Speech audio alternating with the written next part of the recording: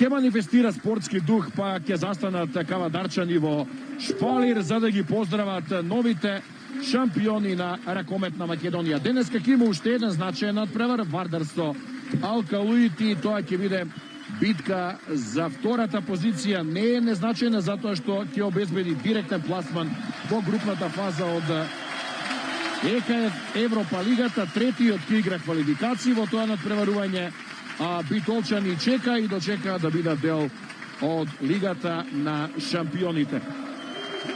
И сега представувањето на играчите на Еврофарм Пелистер, на оние што се тука на надпреварот, дел од нив се повредени.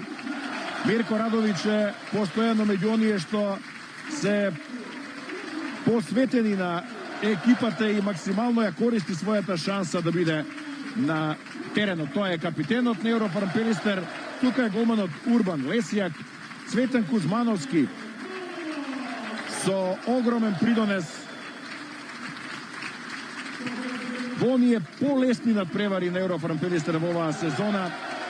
Па Каспер Кисум, Марио Танковски, Хосни Усама, тунискиот интернационалец, Ненад Костевски како прв стрелец на Еврофарм Пелистер во оваа надпреварувачка сезона со 129 погодоци, далеку например пред Хосни кој што има 64, па Вилсон, Даваес или Дейвис, Милорад Куковски со своето искуство во одбраната, Мартин Велковски, Петар Атанасиевич, Жарко Пешевски, Себастијан Хенеберг, Павле Атанасиевич и Дарко Стевановиќ, како и вториот голман Марко Кизич. Тоа се ракометарите на Пелистер што ќе настапат на овој меч.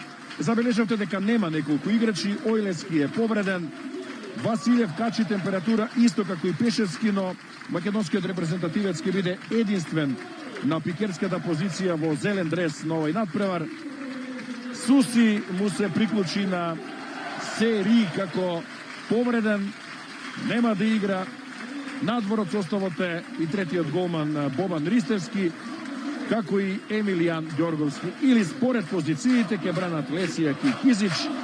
На бековска позиција лево Кисум, Куковски, Хенеберг и Стевановиќ. Четворица како организатори Танковски, Дейвис и Павле Атанасиевич.